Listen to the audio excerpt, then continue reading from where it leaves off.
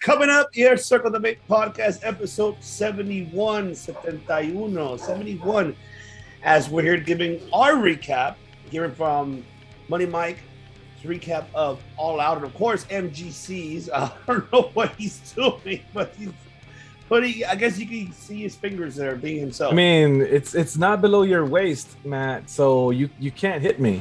How do you know I'm not standing on my chair right now? You know,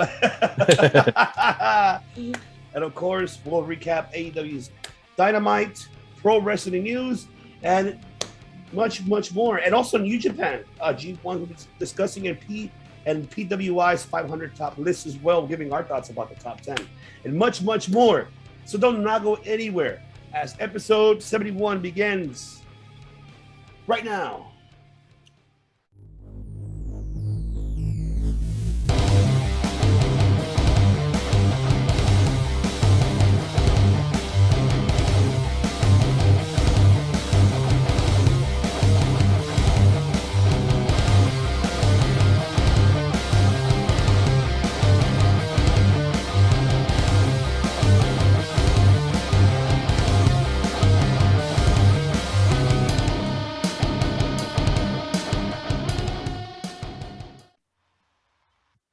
And welcome everyone to the Circle of Debate Podcast, episode 71. Man, 71 episodes in, ladies and gentlemen. This is the host of TV's One Ivan C.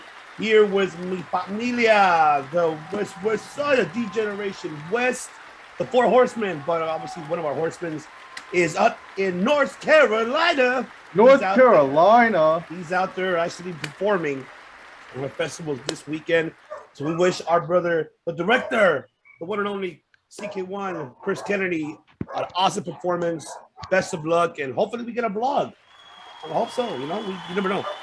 But yes, ladies and gentlemen, go ahead and introduce my other brothers, the other host of Circle Debate. Let me introduce. He's the calluses of all calluses. He is the 69 questions, and he has the 69 answers for you to understand why he is MGC, Matthew Don Callis Steamboat. Switchblade. Yeah, so. I mean, I was waiting Mother for Callis. that reaction. Brother Callis. What the fuck is that? I thought you were like a nun at first. Oh, shit. I'm like an Egyptian elephant nun. Ah, okay. Or I'm an Egyptian pharaoh with the elephant trunk. Like, Oh my god. the For all things of- you could do with the stuff you have lying around. So You got that right. Yeah. Woo-wee. That's why. let's hear it.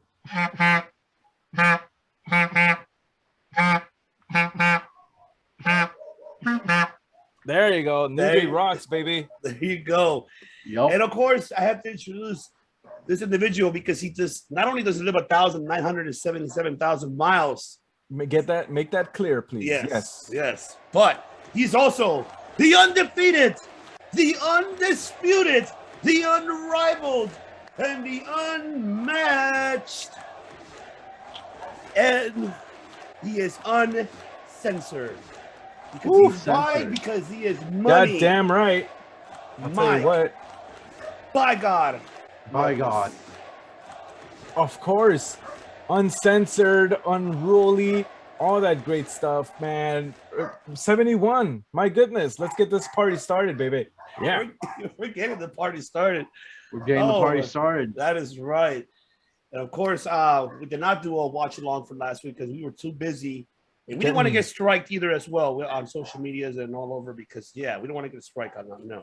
No But we did strikes. have a phenomenal time as four, enjoying All Out, sitting down, barbecuing, having some burgers, some risotto, courtesy of Matt Callis, some nice bacon risotto. I finished the whole thing, by the way.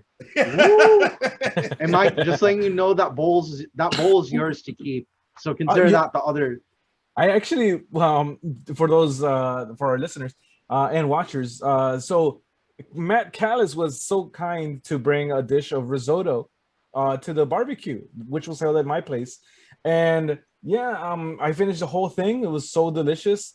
I cleaned up the bowl, shined it up real nice, and I put it in my no, don't think bad. I put it right there in my cubby. So um it's nice and well kept for sure. You could have ramen in it, and those bowls are pretty handy. It's the perfect size for noodle soup. Yeah, it is a So, perfect size. Definitely, it is. It is, and well, of course, Money Mike. My elephant trunk agrees with you. Oh goodness. So does I was about to say so does mine.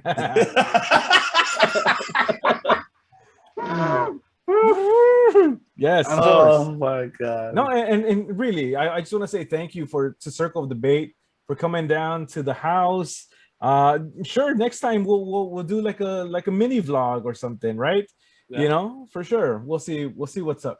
Absolutely, and absolutely. And for all of our audio platform listeners, Money Mike, this trombone. Well, it's not a trombone, right? What is it? It's a clarinet. Clarinet. But I do have excuse a me. trombone around here somewhere. And of course, Matt Callis dressed up like a nun. Yeah, Egyptian nun. Egyptian nun. Elephant trunk. But let's get into it, ladies and gentlemen. Now let's hear our brothers right here, their thoughts of All Out. So I'm going to go ahead and pass this on to the Callis himself. He's going to answer those 6 9 questions for you. Take it away. Your thoughts about All Out overall. My main response to everybody in the league is, and this is a special shout out to the founder of GSW, because he's a big follower of, a holy follower, a holy follower in the church of Kings Road Pro Wrestling. That's the style of wrestling from All Japan. And Eddie Kingston is a follower of Kings Road Pro Wrestling. Like, you overheard Excalibur talk about the 4 holy pillars of All Japan Pro Wrestling. So even the bunny. Oh, yeah, it's a dog. Okay, I almost thought you were holding up a bunny dog. So, yeah, that Eddie Kingston, a lot of his moveset, it's very reminiscent of that early 90s All Japan Pro Wrestling. The Kings Road style is very distinctly different from New Japan's strong style or Noah's Odo style. So definitely it's something to look into. That's where Misawa got his start. That's where Muda held titles. It's a lot of things to look into. A lot of amazing people coming from All Japan Pro Wrestling. Very much underrated. Absolutely. You're preaching. You're preaching it right. You're preaching the holy grail of All Japan. The Redeemer. The Redeemer. This is, I guess we could call this the Redeemer version of that. The Redeemer God's favorite version. podcaster, I'll tell you what. God's favorite podcaster. This is the God's favorite podcaster look. The belt hat. If you want the God's favorite podcaster look, all you need is a T-shirt and a belt, and the belt has to hang over your face like an elephant trunk, just like this. Oh my God. Money Mike, your thoughts. It's hard to follow that sort of thing. But man, All Out was they went all out. Pun fully intended.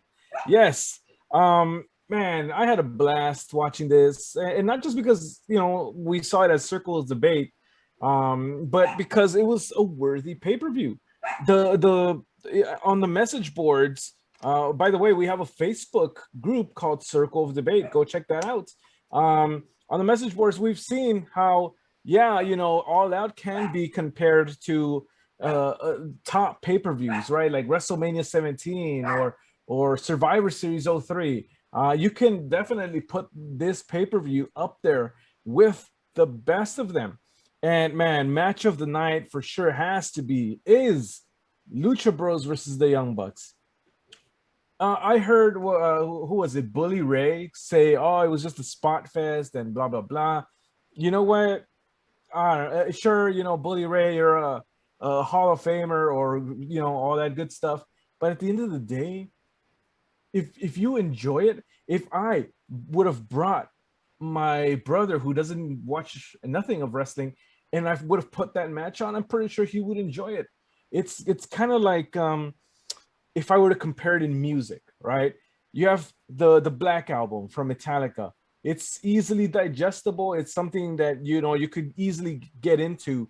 It's not necessarily the most technical battle, but it's something that someone brand new could be like, "Whoa, what is this?" sort of thing, But yeah, so that was my match of the night by far. CM Punk and Darby Allin. I feel like, and actually, I shared this on my Facebook that they kind of emulated or paid tributes or copied, whatever your version is, Bret Hart and the 1-2-3 Kid in the WWF.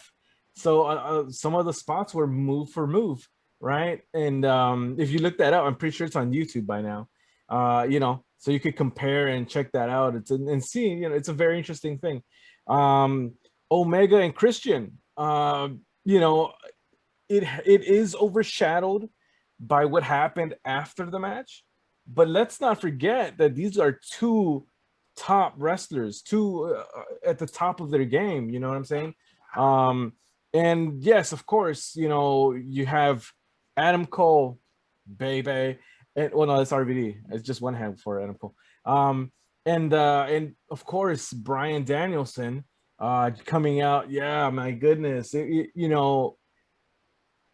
I'm about to say you can't write this sort of thing, but apparently you can, and it's happening in AEW. So, bravo.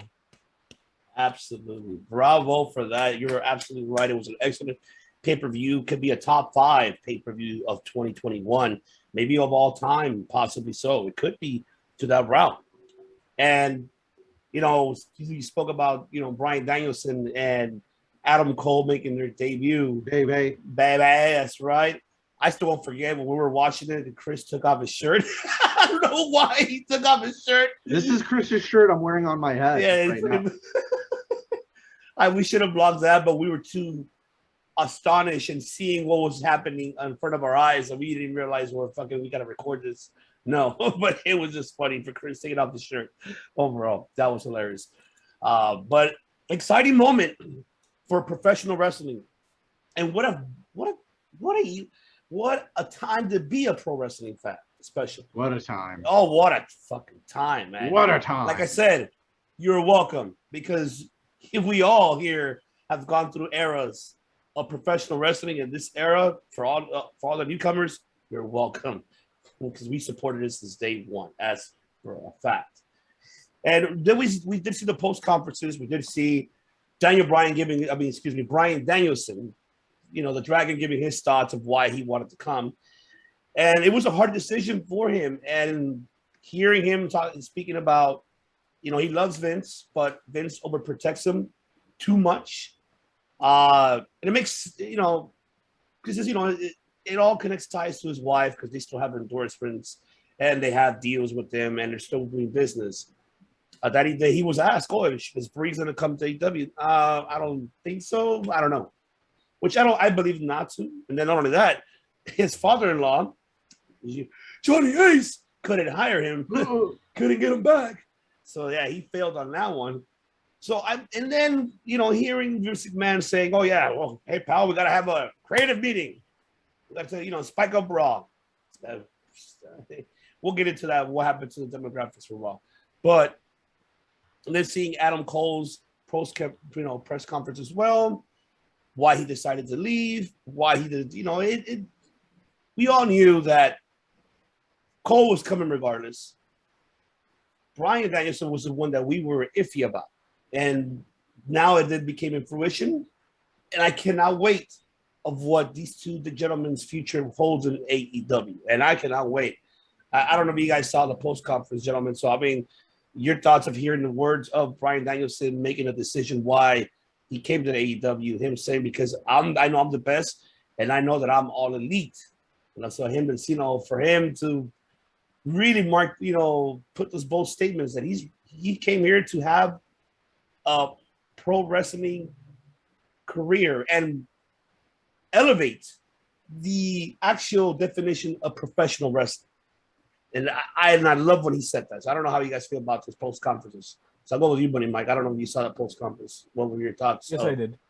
Um, it reflected what he said after the show in the ring, but I guess it was a little bit more in depth.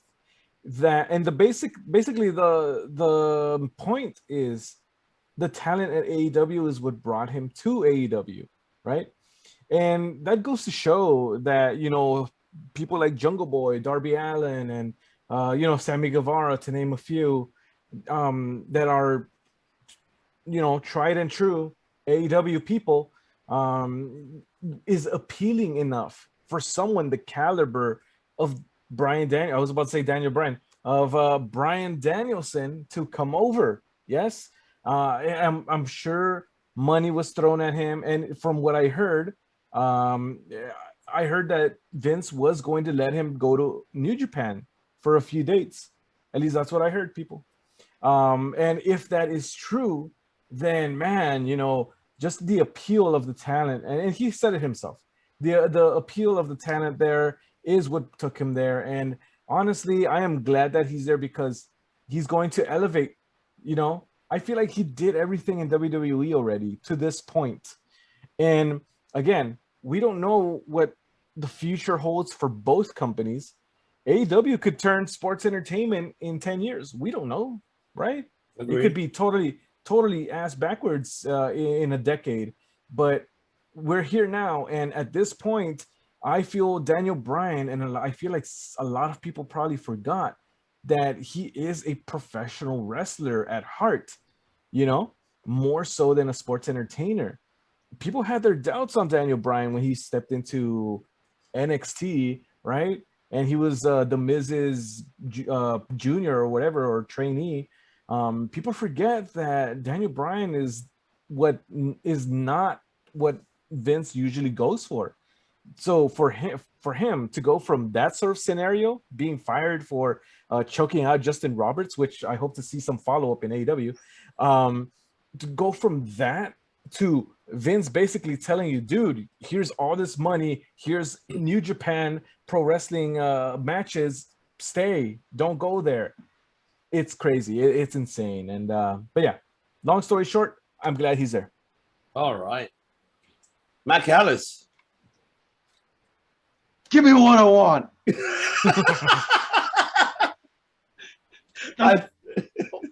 They should have just added the nothing is over. Nothing. nothing is over. That's not what I want. Give me one. We're gonna get a lot what you're gonna want, especially now with Brian Danielson there and Adam Cole. We're gonna see a lot of that. I cannot wait.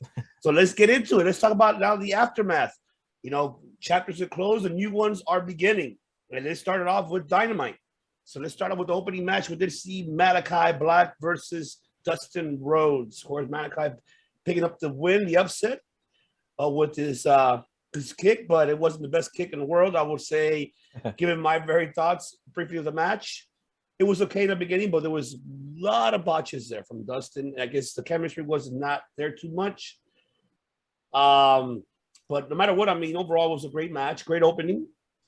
And now we hear the announcement that in 2 weeks we will see Malachi versus Cody. And heard anybody but Cody, but we all have a feeling this is going to happen. Malachi's first loss to Cody Rhodes.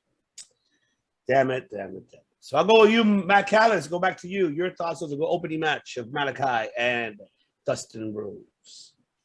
Yeah, Dustin was really getting in a good amount of offense. I kind of like when they let Malachi do all the Muay Thai stuff. You know, once again, I kind of wish he wrestled with the skull on, some type of, maybe like a version, like a rubber skull he could put on. Yeah, Shao Kahn, Malachi Khan. You know, maybe that's his next form. Vega Malachi. He'd have like the claws and the skull, you know, and maybe he comes in with wings and he flies to the ring, and then, you know, he throws dark coffee at people, you know.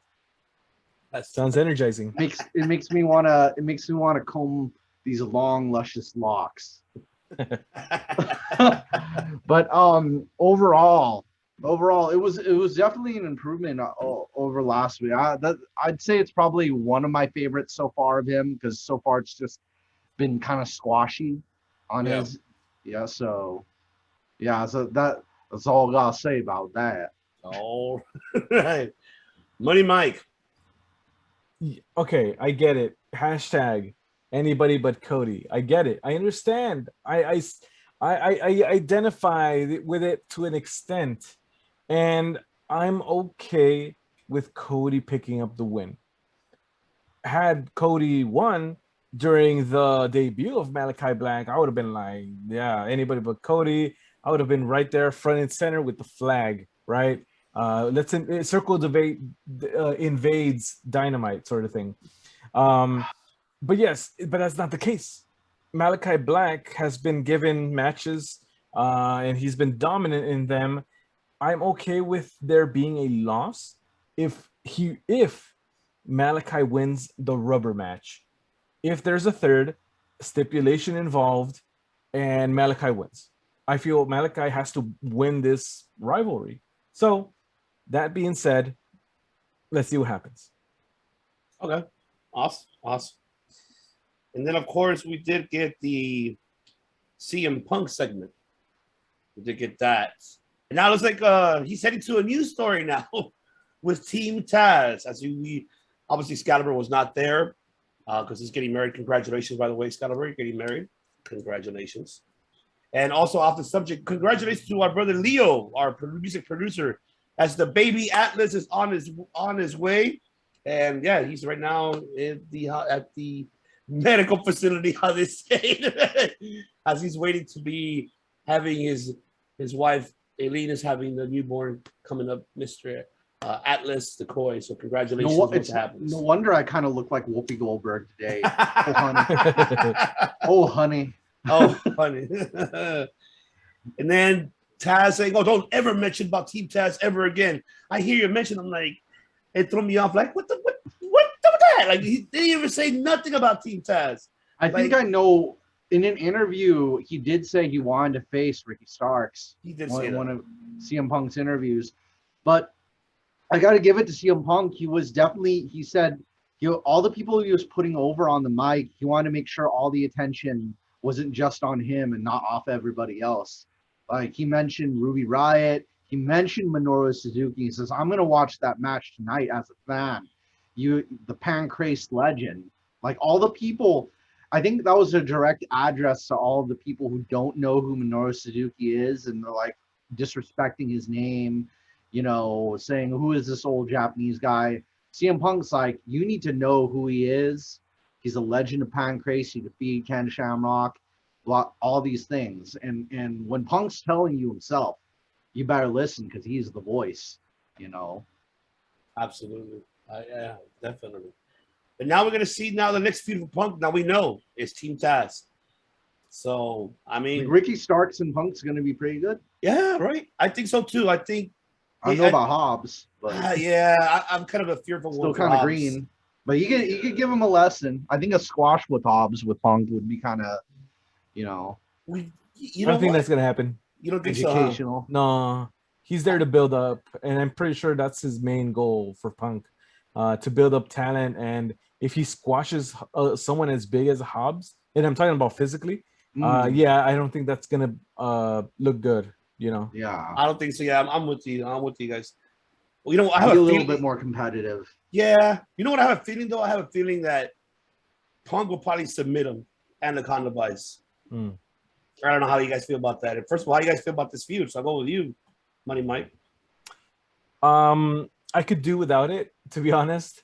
Nobody, at least from what I know, nobody said, man, I wish CM Punk would go to AEW so he can feud with Team Taz. That's a dream. No offense to the guys, no offense to Hook and Starks and Hobbs. Honestly, man, I feel like a missed opportunity. If this was Punk's first actual feud, I'm not really counting the Darby stuff. That was just a one and done, in my opinion. Yeah. But a first feud, Brian Cage should have been in there. Brian Cage should have been, in Team Taz, and that should have been Punk's first rivalry, in my opinion. So, yeah, huge missed opportunity. They kicked him out for what? No reason whatsoever. He could have still been in there. What group is Brian Cage in right now? Right? It's just, honestly, it was a waste of a storyline, I guess. I don't know, but that's my opinion. No. Do you feel the same, Matt Callis? Money Matt. Money Matt. But yeah, they got these money locks right here. No, but just Ricky Starks is probably just going to be the main one. The other two are just kind of be filler, more or less. It's gonna at least it's going to be treated like, because I know one thing. If you've been listening to the Cornette podcast, this term's been circulating in my head. A policeman before, like in a faction, right before you get to the guy you're going after, you've got a policeman that you have to go through. So that's like I'd say it's like a henchman, but I guess policeman might be more. It's like, I guess Hobbs is like a policeman for Ricky Starks. So you got to beat Hobbs before you get to Starks, in the levels. I don't know anything about Hook's, how he is in the ring. I've never seen him in the ring at all, so we don't know. That could go any kind of ways. Yeah. If that actually happens. I think we're all waiting for his debut. I want to see Taz's son Hook to get in the ring. I mean, the guy is fit. I mean, I personally don't think he's ready yet, and I don't know if I want to see it. But if I was Hook, man, imagine your first ever TV match is against CM Punk of all people. Oh yeah, I think being in those shoes. That would be Dominic's first match. Oh yeah, very, very true. That kind of thing. Your first match being a major name opponent, So I absolutely agree. And of course, we did see that Hobb and Dante, but we're not really going to speak about that. It was kind of a squash, but it is what it is on that. Then we did get the MJF segment. Another surprise. Now and I love that segment. I know that it's went overboard. People do not like it. Well, certain people. But I fucking loved it. He buried the whole town of Cincinnati, very extremely bad. And then with Brian Pillman Jr. and then was his sister and then his auntie. I mean, shit. You got to give it to Maxwell Jacob Friedman. You got to give it to the man. Real quickly, quick question to both of you guys: have either of you tried Skyline Chili? No, I have not. I have family in Cincinnati, and I've been there at least maybe like 5 or 6 times. Skyline Chili is all right. I'd say I'll agree with MJF on that notion. My first baseball cap's a Cincinnati Reds hat, but in general, I mean, this would be kind of like a good build-up feud for Brian Pillman Jr. This would be kind of good if he goes over MJF. That would be really good to build up Brian Pillman as a babyface on the roster. Make him a little bit more credible and get him, so he could go over more heels on the roster. I mean, he's got the heritage and everything. It'll be kind of like Randy Orton when he was, a babyface, young. Okay, I like that. Pillman Jr.'s got potential. Keep an eye out. I'm with you. You feel the same way, Money Mike?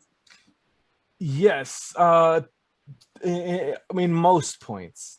I don't like the whole cheerleading thing. I feel like, just my opinion, Jofo, right? Just yeah.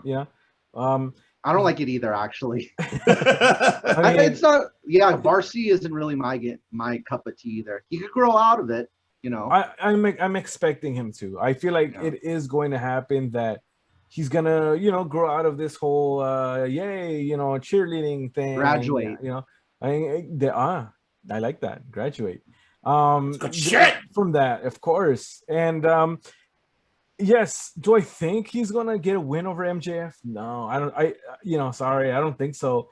Because MJF is coming off a loss from Chris Jericho. MJF has to return to his winning ways. And is it a great matchup? I actually think so. I think that both are the future of the company, and they have very, very different styles and personas. So it should make for a fun small feud. for a week, for a few weeks long, and I don't expect it going beyond the Grand Slam show, you know. So there's that. I, I, I think another thing of note for MJF and Pillman Jr. is that even before AEW, they were feuding with each other over an MLW. That was a really long story. You know, Brian Pillman Jr. and the New Heart Foundation up against, you know, Holiday, of course. Holiday was appearing for GSW as well, if I'm not mistaken. Yes. Ivan. It was when it was MJF Holiday, I think the Dynasty. And Hammerstone is also appearing with GSW now. So Yes. Hammerstone and Holiday, you know, those were the guys Pillman was feuding with then. So I mean, he's definitely he's faced MJF before, one-on-one and in several tag matches in at the Indies and MLW. So who they could go in a different direction with this, or Pillman could try something new. You know, the loose cannon, Brian Pillman Jr. Something like that. I see that. Yeah, I mean, I'm with you guys on those two. With Pillman, I think, you know, he's right now probably growing that other character development.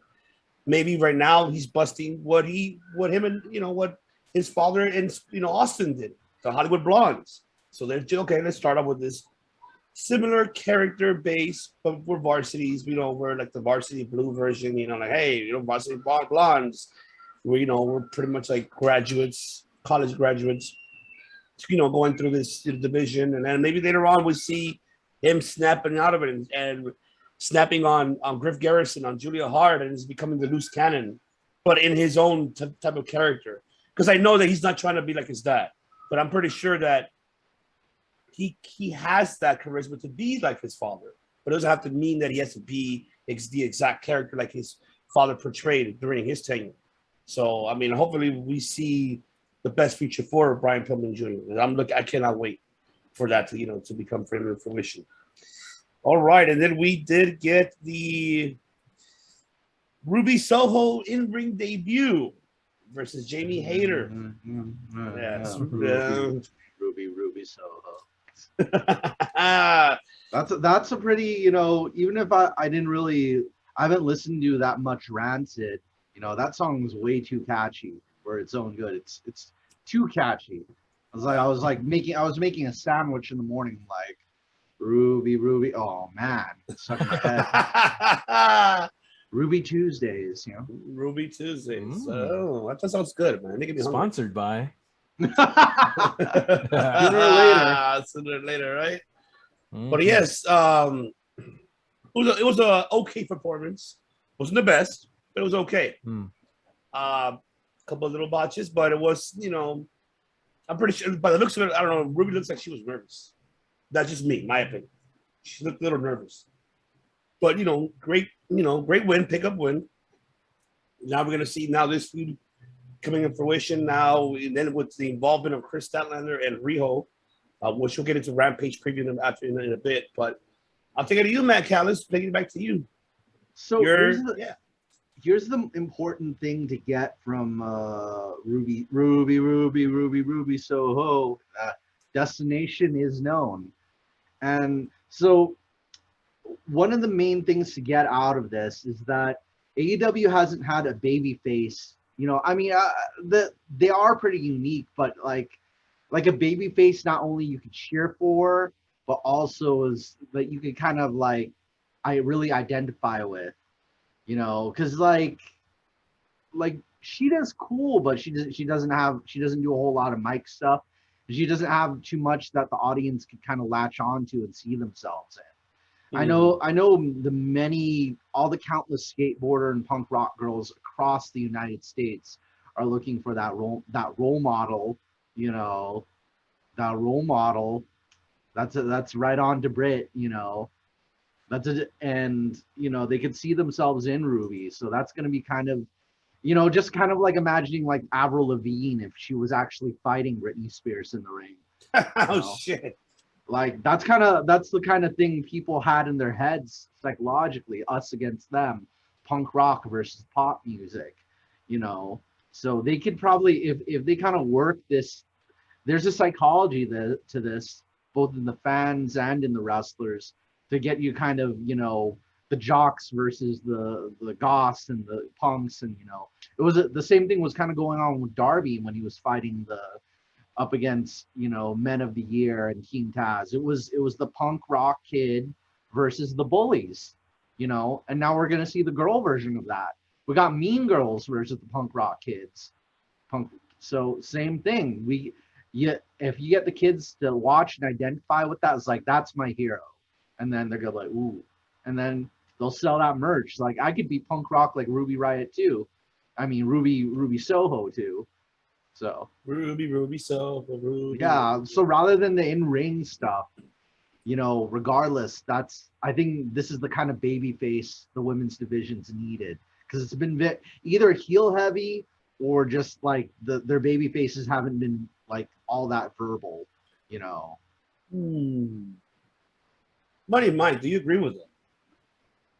You're on mute.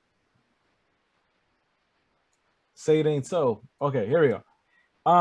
Yes, I definitely agree with Matt and Mr. MGC Callis that, and you know, I was thinking about that the other day, because I feel that a lot of the appeal of, say, Britt Baker, right, is that she's kind of almost relatable. And of course, I'm not saying that everybody's a dentist, but in the way of she's not necessarily, you know, the blonde supermodel or you know, something that is usually seen as unattainable, right?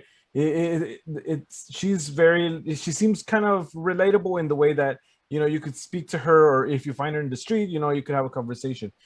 It seems that way with Ruby Soho to me, in that she is relatable with a lot of people, like how Matt was saying, the punk rock audience, right?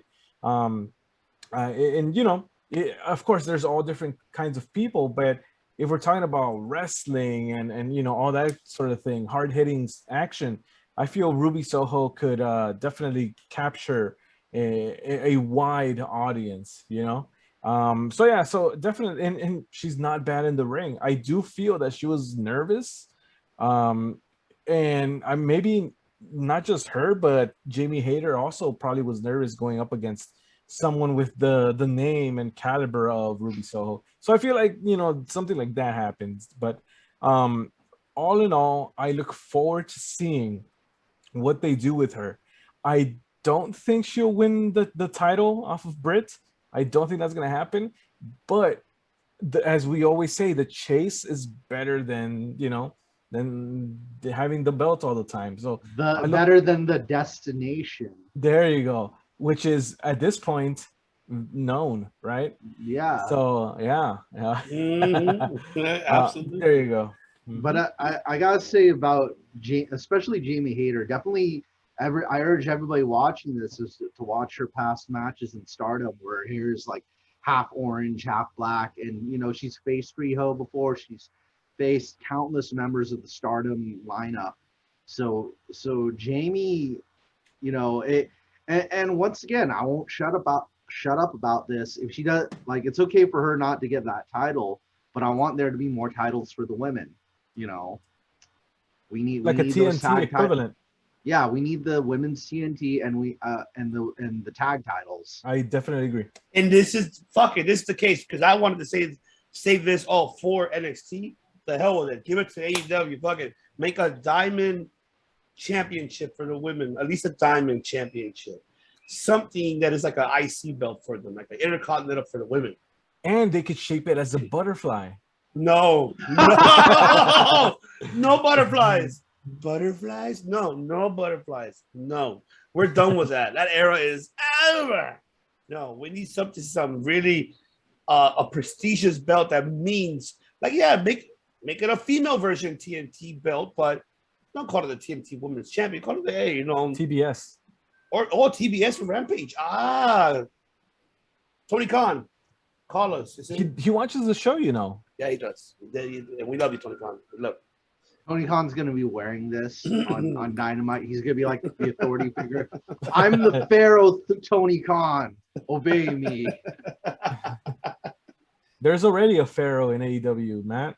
Oh yeah, the dog. The dog. And then, of course, we did get the pinnacle, the pinnacle. FTR and Sean Spears defeating Dark Order, Evo Uno, Stu Grayson, and Sean Silver. I'm sad, man. They're really breaking this one since last week. Then this past week, you had Evo Uno versus Alan Five Angels, and then you're seeing all this separation already, and it's unfortunate it's happening, but I'm gonna throw this right away, gentlemen. I'm Tony Khan, when he gave his post conference, to say why he decided to shift gears differently with the Adam Hangman Page Kenny Omega storyline. He gave Adam the time because newborn, and he requested the time to take off to be with the newborn and his family, his wife. So it's very understanding. I feel, and this is just me, that I'm guessing the storyline. They're making like a little civil war within Dark Order. Two things can either happen. One could be either they're saving it for Hangman to come and regroup everyone together and then go right after the Elite. That could be one.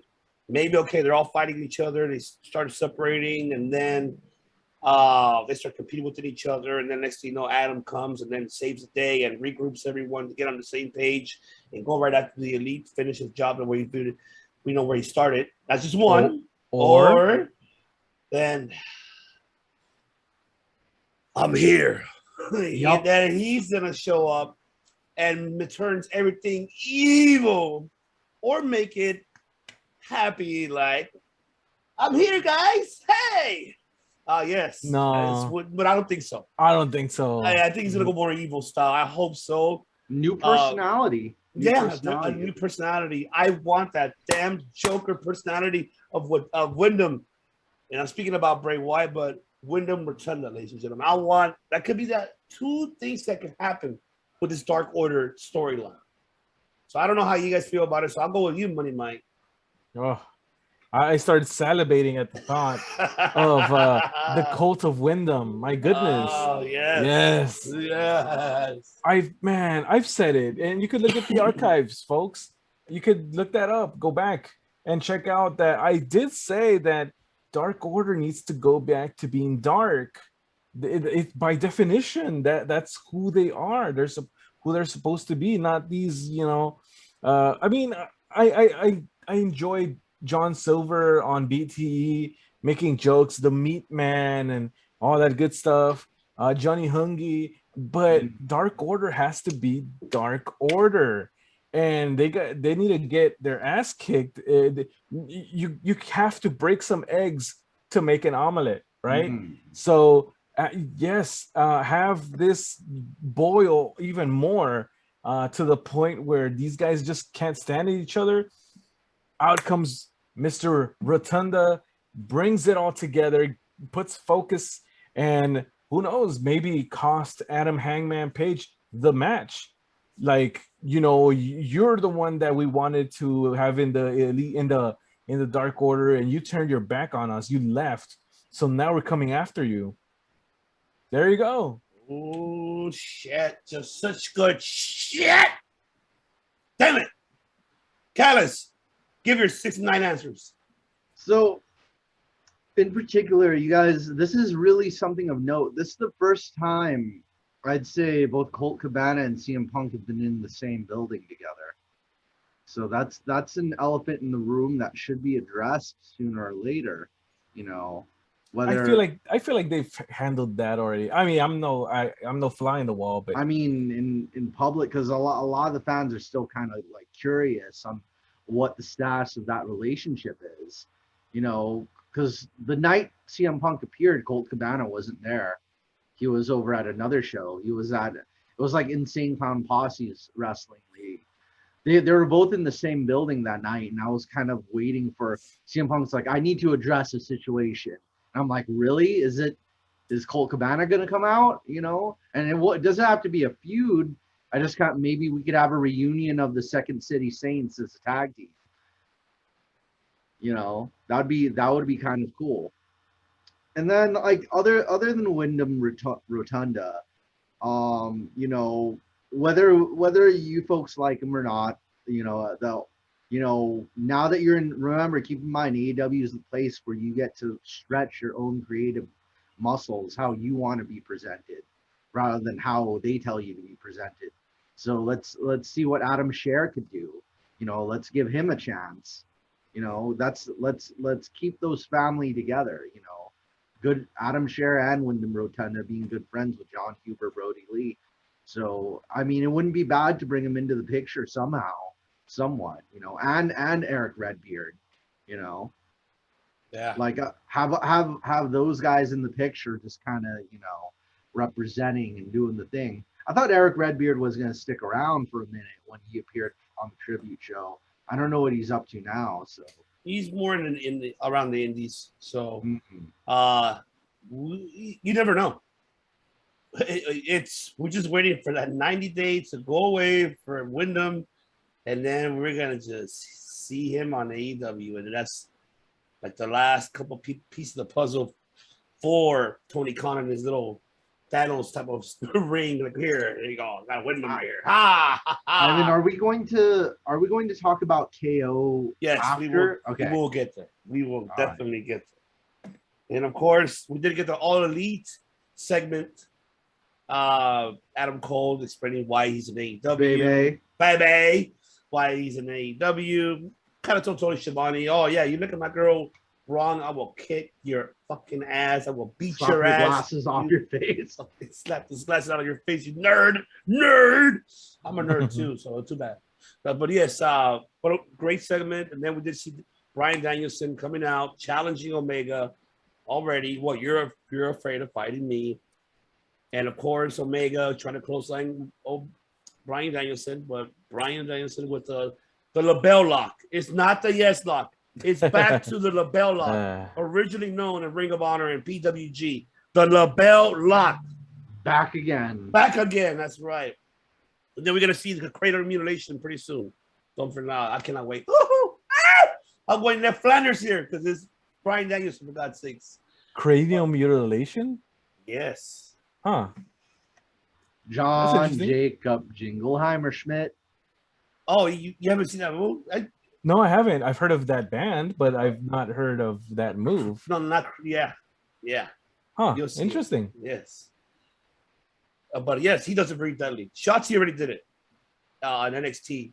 I think she's done it at SmackDown. I haven't really paid attention, but I'll show it to you when we're done recording. But yes, man, are we already getting this? This is already Bryan Danielson's first match. Could this be already Omega? But here's the question that I have for both of you gentlemen. Should it be for the belt or should it be just a non-title? So I'll go with you, Money Mike, since you're shaking your head. No. It doesn't work that way here, Brian. We don't got Laurinaitis booking you in 1,000 title matches. Oh, that match looks great. Shame if it would become a triple threat match. No, that's not going to happen here, Bryan Danielson. No, he has to go through my beloved AEW rankings. Ladies and gentlemen, Money's Mike's rankings. Rankings. Absolutely. Rankings. And wouldn't you want him to go through the rankings, to rack up victories, to go through matches, as many matches with as much talent as possible? That's the beauty of it, folks. That's the beauty of it. You get wins, you get the title shot. Imagine Danielson goes through the ladder of matches and you see him against, pick any name in AEW right now. Yeah, I would like to see that, earn the title shot, Brian. There you go. And don't just show up and put up a challenge. Earn it. There you go. Mr.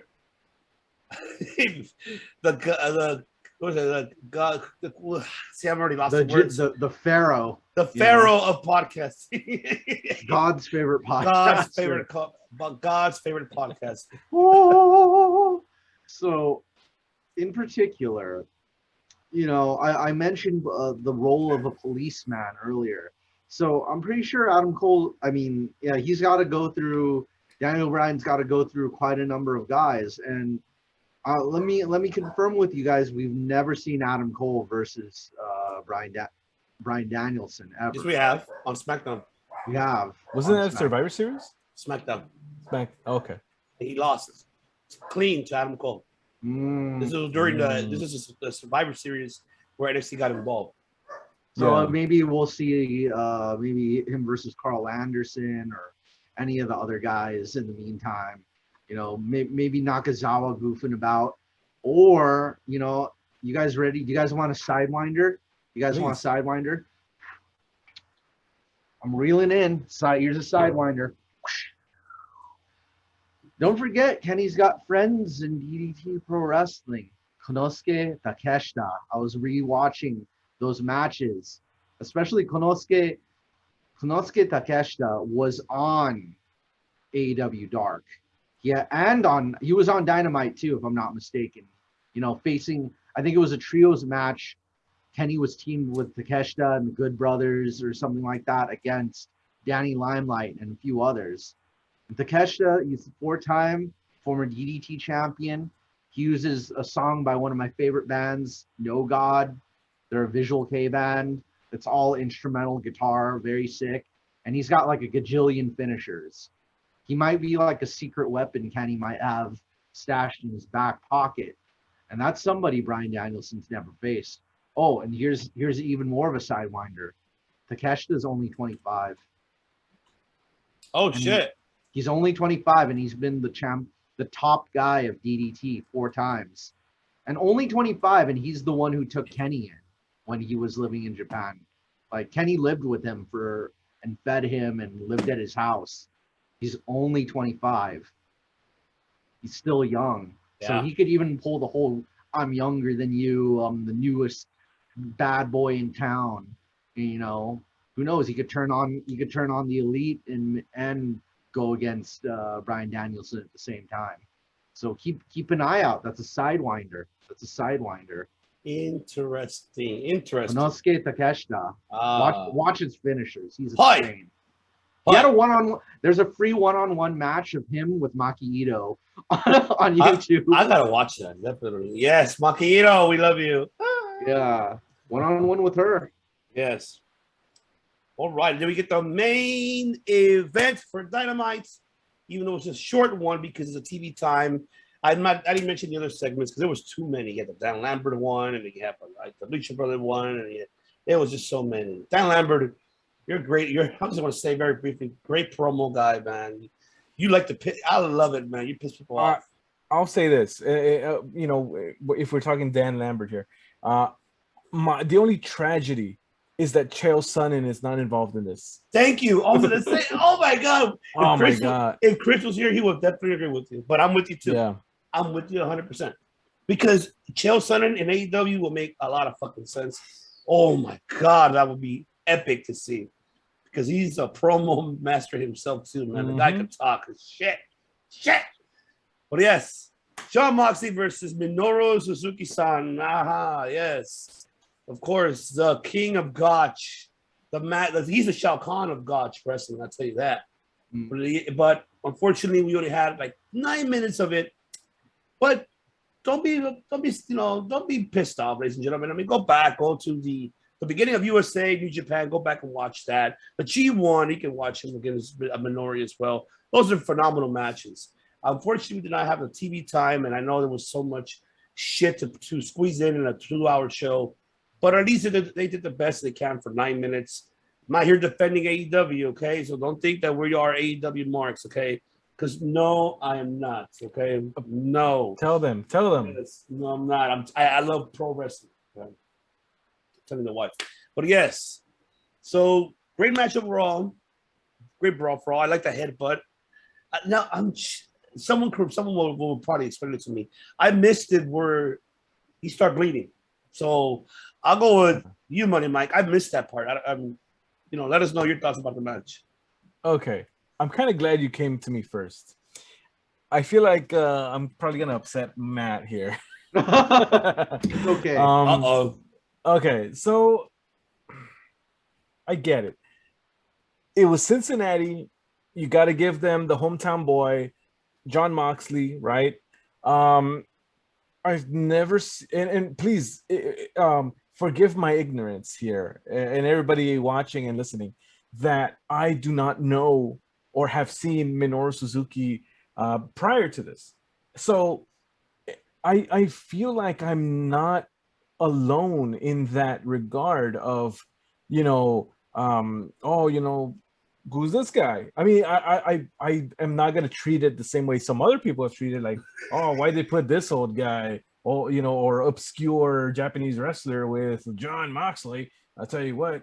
No, I think that people should be open to different styles, different wrestlers, different countries. I'm definitely open to it. However, my heart is wide open all the way to the sky. Um, However, I'm a bit suspect of maybe they should not have given it the main event spot in the way of maybe ratings, because I would have wanted a little bit more build to it, right? Same. So I could be agree. invested in the match itself. Suzuki came out at All Out, and to the crowd's credit, to a pop, right? He came out and he, people knew this man. They know who this guy is, Pancreas and all that great stuff. But to the casual person, myself included, shit, I'm a freaking casual, and I'm not afraid to say it. I have to look that up and stuff like that. So, but yeah, all I'm gonna say is that I do definitely 100% agree that they should have given them a bit more time to tell the story. If they did not give us the buildup that I think we should have had, then at least give the time for it, which they did not. So I feel like that was kind of a misstep. So of course, I'm not an AEW mark. What did I say? No, I am not an AEW mark. I criticize when it's granted. Matt, And rant. So here's one of the biggest things for this. Like, so the people from the Super J cast, they were pretty upset about it. And it was just a small, I'd say a small thing, but it's a major part of Minoru Suzuki's entrance. You really have to let that song finish the same way they let Jericho's Judas finish. Because that everybody there knows the lyrics to Kaze ni Nare. That's his theme song. Kaze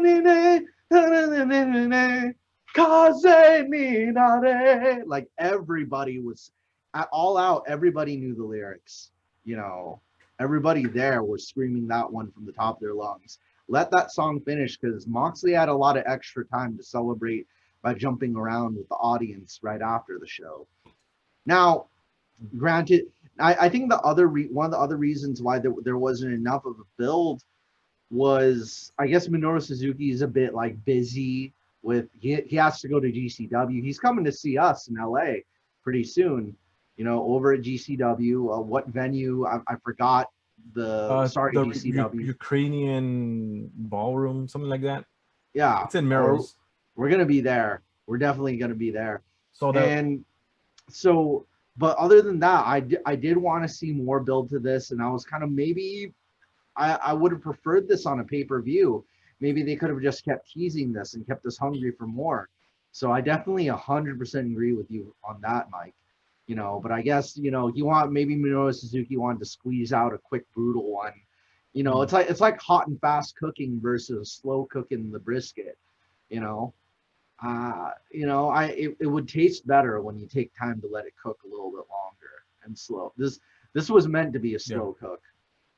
Now, to those not familiar with Minoru Suzuki, of course, we know him as like a brutal, tough shooter, but he definitely he's a man. He's a shooter and a tough guy who loves the entertainment and fun-loving side of it. That's why he was willing to wrestle in the rain in New Japan. Like, him and Okada did an hour match in the rain outside with the woman who sings his song singing him to the ring. But here's another match I highly recommend to you guys: DDT Minoru Suzuki versus this individual. It is versus Takagi Sanshiro, and he's wrestling in like a in like the baseball stadium of an empty dome, and there's all this goofy wackiness going on. There's these like dudes dressed up as there's like a dude dressed as Nakamura jumping him. It's like not Shinsuke Nakamura. It's just the guy dressed as him, like trying to who just tries to jump Minoru and he takes him down right away. So I highly recommend that match to everybody if you're able to find it through legitimate means. Wink, wink. So Definitely, man. But overall, I mean, I'm with you guys. They just should have given him time, but how you said, Matt, yeah, he's right now. He's touring right now. He is going everywhere right now here in the United States because he has a lot of other promotions besides LA. He had to go to the Bay Area too. Man, the guy is busy right now. yeah, a lot of. I think if there's anything that AEW understands, it's people's busy schedules and their wives and their kids. So I mean, Moxley's got to be home to his newborn. Minoru Suzuki got to be home to feed his kids back home. Cook up some chicken for them and all that good stuff. So fried chicken. Yeah. Yeah. Some man, karage. That was what it was. Yeah. The name escaped me. Yeah. And of course, by the way, this Dynamite broke records again since their debut in 2019. They did it with their viewership of 1.319 viewers. But even though it did not beat Raw, but it beat them in the demographics extremely. The 18 and 19, it beat them with 681 watching in those demographics. Raw was only 678. So, yeah. Raw's in trouble, ladies and gentlemen. But we'll get into that a little bit because someone gave harsh words about them. But very briefly with Rampage, the preview. We're not spoiling it here. We did it last week, and we're not going to spoil it. Tonight on Rampage, there's spoilers out there, but I have not read them. And that's the one thing here in Circle of Debate we do not do. We're fans just like you because we love it. We love it. So break down the card very briefly. Only 3 matches in this card.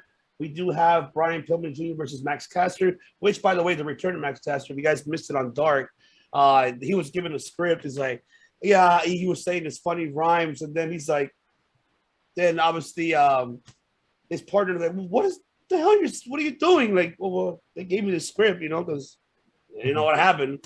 Then he ripped it off, and then he went off. And then, glad to see him back. And we do have Ruby Soho, Riho, and Chris Statlander versus Rebel, Jamie Hayter, and Britt Baker, 6-man tag match. And of course, main event is Andrade El Ídolo versus Pac. So those are the matches we're looking forward to. And I'm hoping tonight Rampage will be epic. And I'm pretty sure Money Mike's excited. Matt Cal is excited for what's going to happen with Pac and Andrade. Who's going to take that one? Who do you got, Money Mike? Who do you got? Andrade, El Ídolo. El Ídolo. Claro que sí. Sí. Simón que sí. Of course, Matt Callis. Va a salir el papá de Charlotte, Ric Flair. Oh, yeah. A lo mejor sigue el cabrón. A ver si viene. Hey. What do you got, Matt? You got Pac or you got El Ídolo? I'll go for El Ídolo in novio y Charlotte. All right, ladies and gentlemen, we're gonna take a little quick break, so make sure we'll be right back. When we come back, we're gonna go ahead and discuss pro wrestling news and discussing our thoughts about the PWI top 500 list. We're not gonna go through all 500 of them. Hell no. We could, but we're not. It's a lot. But we'll be right back. Stay tuned with this message coming up, which, by the way, is the commercial that we will be, of course, next week coming up, the 1-year primetime live anniversary show. So if you want to see what it's featuring, look at this commercial very briefly. We'll be right back. We'll talk some more pro wrestling news. Old Fashioned Wrestling United Wrestling Network Primetime Live presents the PP Reunion, live September 16th at Donkey Kong Venues at Olympic Boulevard, Los Angeles, California. featuring the stars from Championship Wrestling from Hollywood, the Heritage Champion Jordan Cruz, Jordan Clearwater, Ruby Reyes, Dan Joseph, Levi Shapiro, Howdy Price, The Bodega, Beef Candy, Reno Scum, Midnight Heat, CC Chanel, and much more appearances. The Devious One IBC from Circle Debate Podcast with our fellow sponsorships for the 1-year primetime live anniversary for the reunion of PP Ray Rosas, and Peter Avalon. You do not want to miss this epic event coming to you live September 16th in Don Quixote venue, Los Angeles. Make sure you follow Old Fashioned Wrestling on their social media platforms for ticket information, as the tickets are selling out like hotcakes. So make sure you purchase tickets now before it's too late, and we will see you there. All right, welcome back, ladies and gentlemen. Here's Circle Debate Podcast, episode 51. I hope you guys enjoyed that commercial. Remember, for all your SoCal pro wrestling fans out there, the tickets are selling out. There's still a limited amount left for next week, next Thursday, September the 16th, for the 1-year primetime wrestling anniversary show, the reunion of PP Ray, of Ray Rosas, and Peter Avalon, which I'm looking forward to. Cesar Bernoni is going to be there. Camara, who was a former alumni of NXT India, she will be there, and much more talents are going to be there. And we're looking forward, and we'll be vlogging, and we'll be there live, as we're also part of the sponsorship for that 1-year anniversary show. So make sure you guys purchase tickets, and you see us there. Buy us a beer. You can buy Money Mike a beer. He'll tell you the reasons why he's undisputed, unrivaled, unmatched, uncensored, and undefeated. And then want to buy Matt a beer, he'll give you 69 reasons why he enjoyed the beer. Well, and 69 reasons. Maybe not me. I got a long way to drive. So buy me the same thing you'd buy Chris. Oh, there you go. Chris is not alcoholic. But let's get into it, ladies and gentlemen. Pro wrestling news. Let's get into the Pro Wrestling Insider's 2021 top list 500. As we all know, that the number one is, by God, a pro wrestling, Kenny Omega. And of course, number two was the tribal chief himself. That is Roman Reigns. Bobby Lashley at 3, Drew McIntyre at 4, Kota Ibushi at 5, Jon Moxley at 6, Will Ospreay at 7, Finn Balor is 8, Shingo Takagi at 9, and Rich Swann at 10. So I will go with you, Matt Callis. So you agree with these top 10? Hold on. Oh, of course. Uh-oh. Of course, a god amongst insects. But he wouldn't even be number one. He would be, negative 5 billion if it was even close, in a whole other Andromeda galaxy. Oh, get out of my brain. So you agree with? I'd also put Finn Balor like higher on the list of anything. Was it Finn Balor's not number 2? So No, he's at number 8. Yeah, I'd put Finn Balor at number 2, founder of Bullet Club, baby. Okay. Mr. Uncensored himself, Money Mike. Do you agree with that top 10? Yeah, for the most part. Actually, for all the part, I agree. I'm surprised about Rich Swann. I was not expecting that, but I'm glad it's there, right? Yeah. I'm glad he's up there. We need Impact people to climb that ladder for sure. But see, what this tells me is, and I don't know who puts this list together, but it seems like everybody's talking about it, so it must be somebody with credibility. But I will say that it goes to show that at this point in time, WWE still is on top. As much as I enjoy AEW and all that great stuff, the majority of the talent in the top 10 is WWE talent. So I don't think that's going to change so drastically anytime soon. So that's why, anybody saying, oh, AEW is, a side-by-side competitor with WWE. No, they're not. At least not yet. They got to still keep doing what they're doing, of course. But time will tell. And this list shows that right there, the dominance of WWE. No, absolutely. And I think the reason why they put more Roman and Drew and Bobby like right to the top five is during the pandemic era. Hmm. You know, if it wasn't for Drew and Bobby and even Roman as well, you know, keeping it up as much as possible for the ratings, which is why they were giving, you know, they're giving credit of what credit's due, and I'm giving them the credit. But there's one thing I do disagree on this one. Why isn't Walter in the top 10? Walter is at number 28, but he's not in the top 10. That's what really gets me upset. Maybe because of the caliber of challengers. I mean, not taking anything away from his challengers.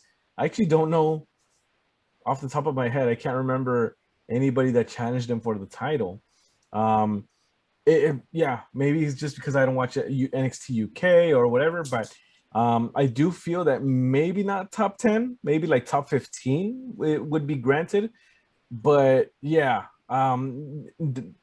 he had a long, great reign, but maybe some other challengers would have, maybe like if he would have gotten a win over Finn Balor, you know, I feel that maybe, you know, that's just my opinion. Yeah, I mean, he could have put a great match with Finn Balor if the match would have happened. But, you know, with the whole pandemic did not happen, unfortunately. But I wish Walter could have been here. But I can't understand why. Because, you know, the UK was shut down. We didn't really have much. But he did the best that he can to come to the States.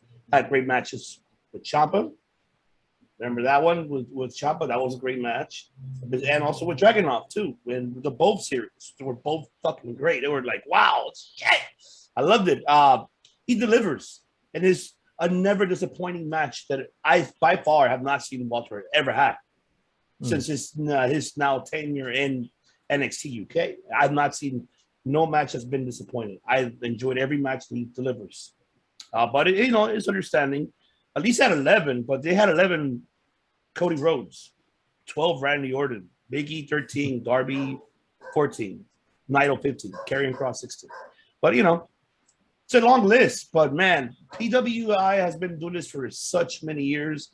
They're very well known. I used to read their magazines when I was, you know, a teenager. When I would go to the magazine store, oh, shit. You know, if you couldn't see it on television, that was your shit to watch to know anything what's going on in pro wrestling news around the world. It's right there itself, Pro Wrestling Insider. So I give kudos to them to still existing, even with the technology that we have nowadays that we're able to reach. Kudos to y'all, gentlemen. So still making magazines. Good shit. Good shit. Now, this is where I want to ask you guys these questions about this one. Because it seems like WWE is in hot shit because they need to get their shit together. Because Mick Foley put out a social media video on a couple of days ago, stating that WWE is no longer the spot for talent to go to because, you know, to be aspired to. You know, because, and then he referenced Karrion Kross. If it's not broken, why fix it? You know, with the whole gimmick bullshit with Karrion Kross. And he's saying that AEW is now the landing mark of where everyone wants to go. And WWE needs to do something because they have not done anything. Because WWE, nobody wants to go to WWE anymore. And even Booker T mentioned, like, I got to agree with Foley. We need to get our shit straight here in WWE. Like, yes, you do. A lot of things needs to be taken care of. And so that's why, I mean, so I'll go to you. Money might go take it to you. Do you agree with Mick Foley's statement? Okay. Now, I enjoy my share of WWE bashing here and there. It's not over. Yeah, I mean, it's not over, and not by a long shot.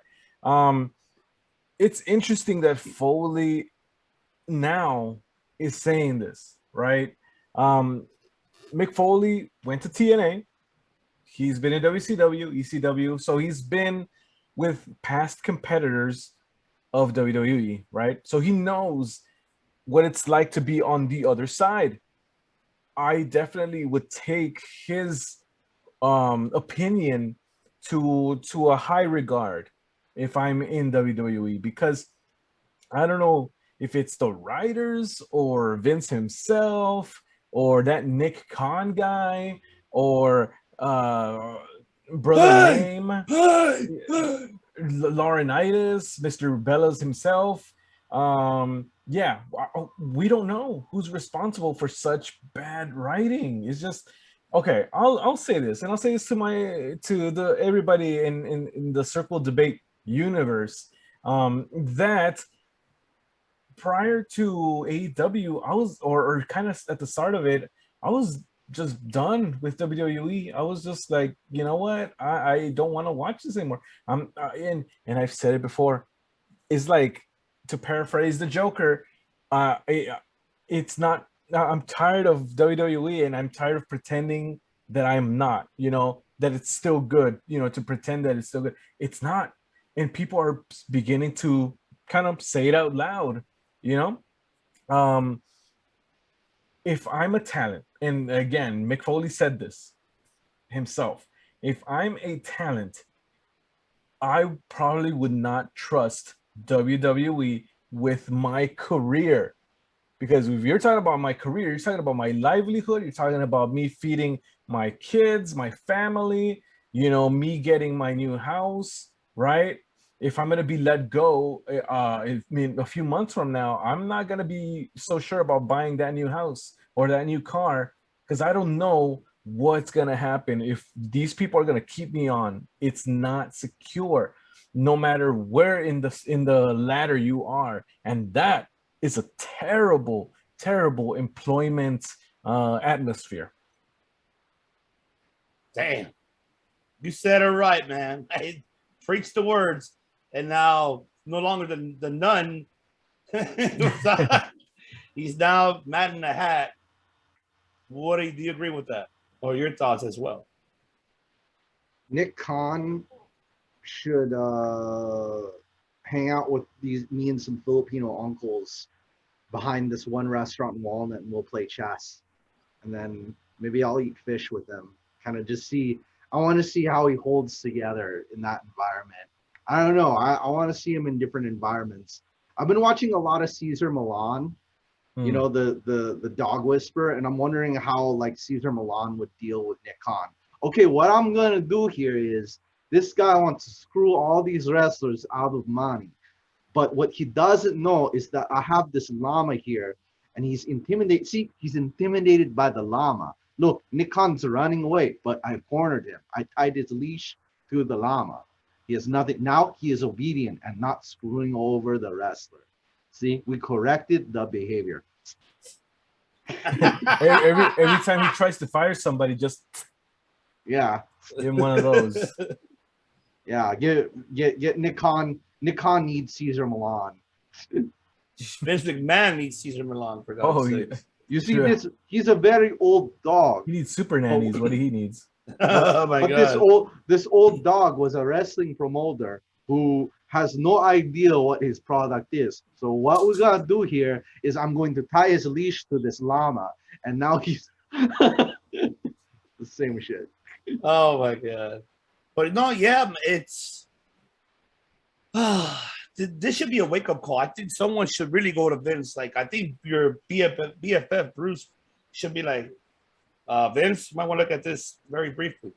What is this, pal? What the fuck? God damn it, Mick. Someone needs to show. I don't think, I'm pretty sure Vince saw it or at least heard about it. I'm pretty sure Vince's head is too that, yeah, he's going to be like, what? This guy hasn't been relevant in 20 years. Get out of my face, sort of thing. I feel like Vince would say something like that. I don't know him personally. I believe him. I think he would. I think he doesn't give a shit. It's unfortunate. He should, because a lot of people are leaving, and that's why Adam Cole left. Because why would you try to make Adam? This is rumor your window, by the way. Just want to throw this out there very briefly before I mention it. We're not Seltzer and his other sidekick, piece of shit. We're just here giving our opinions, just our fucking opinion. But yes. Adam Cole is a manager for Keith Lee and changing his name because we already have a Cole, like a Michael Cole. What's up with that? Why would you want to do that for Adam Cole? You said it right there, Mike. This is why I don't trust WWE with my career. You're gonna make this man a manager to the main roster, to Keith Lee, to the man that he passed the torch to in NXT, losing the NXT title to Keith Lee. What? WTF, Mike? What the fuck, man? You know, it reminds me of when they changed Nikki Cross to Nikki ASH because of Karrion Kross. They didn't want two different unrelated crosses being on the same brand. Stupid as hell. It's fucking ridiculous. I don't even know what. I don't even think Matt has something to say about it. What do you guys have to say about it, man? Like, really? There's been a lot of wrestlers with the same last names and surnames and all kinds of things that have nothing to do with each other, you know? So there's a lot of different, especially when they're different genders and different leagues, you know, different sexes, different leagues. Like what? You got Kiera Hogan. We obviously know Kiera Hogan has nothing to do with Hulk Hogan. Or what was it? What's her name? Stark, with the last name Stark. She has nothing to do with Tony Stark or whoever or Game of Thrones or whatever. She's got nothing to do with those Starks either. So we got a lot of common last name people that, you know, I'm Bill Johnson. Well, do you have anything to do with Jane Johnson? Nope. It's obvious. Obvious. And Vince, man, he picks and chooses who he does this to. Vince, if you really were a man that does this, yeah, I'm talking to you, McMahon, straight up. Oh Hey, yeah, pal. you better listen up right now. Ha ha. If you're about that life, then change Nick Khan's name. Just call him Nick from now on, because has the same last name as your competitor Tony Khan. How about And Nick Shao Blong? Kahn too. Nick Blong. Nick Gong. How about that? Nick Gong. And of course, we do wish, and see, because of all this bullshit, I know it has nothing to do with it, but you never know. I mean, with Paul Levesque having that cardiac, bed surgery for his heart, we wish him speedy recovery. Best wishes. The man is 50 years old. I'm pretty sure he's stressed the fuck out because of this type of bullshit. And then you're gonna ruin his baby NXT. The shit that he brought you all these independent wrestlers, meshed them up together, created history, and now you're deteriorating it. Well, we wish you the best, trips to get speedy recovery. And you know what? Just sell your stocks, man. Go to All Elite. Go help them out with Dark and Elevation over there. To hell with this, man. Let Vince bury NXT. That's it. It is what it is. I know. We'll talk about that next week because there's the new rebrand. So it's next week on that wedding day for Indy, and yeah, it's next Tuesday. It's the new NXT. The new and improved NXT. Yes, holy moly! Oh gosh, yes, the memes. I know, right? And then of course we do have WWE just signed the Olympic gold medalist, the wrestler himself, Gable Steveson. So now he's signed with WWE. His childhood dream just became true. So now you have someone that you could develop. Do you see this individual being the next Kurt Angle? I don't know about that. I big question that. So what did he win? Gold medal. What category? In pro wrestling? And freestyle wrestling. So he's another gold medalist in wrestling. Okay, all right. I'm intrigued, to say the least. But as we know, it's not just the in-ring skills, especially with Vince. Can he talk? There you go. Will he be able to? I feel like that's going to be a huge piece of the puzzle there. Can he speak? Can he cut a promo and entertain people? In storylines, Kurt Angle was such a one in a generation performer that he had the skills and he had the comedic ability to wear a little cowboy hat, play guitar so terribly, all that great stuff. And still, Rey Mysterio's a little boy, and I love playing with little boys. Exactly. Yes. I'm gonna manhandle you, Rey Mysterio. Oh my god, that show's hilarious. Let's see what this guy has got. I'm not writing him off by any means, but he's got some big shoes to fill in that department. Mm-hmm. Amen to that, brother. Amen to that. And now let's get interesting. Another one here that I'm not sure if you guys have known, and to our audiences and our listeners and viewers is watching. Netflix is taking out a movie on October 5th with New Day and The Undertaker called Escape the Undertaker. So this is very intriguing that Netflix came to an agreement doing a movie about New Day trying to get out of the haunted house, which is The Undertaker's. So I'll go with you, Matt Callis. Are you intrigued of this upcoming horror film? You might want to quote on that coming out on October 5th. It wouldn't be fitting for Undertaker to play an organ. It'd be better for him to be like busting a guitar solo or something like that in there, you know. But I like that. I've been wanting more wrestling on Netflix ever since we don't have Lucha Underground. I know. So Netflix is a great place for pro wrestling.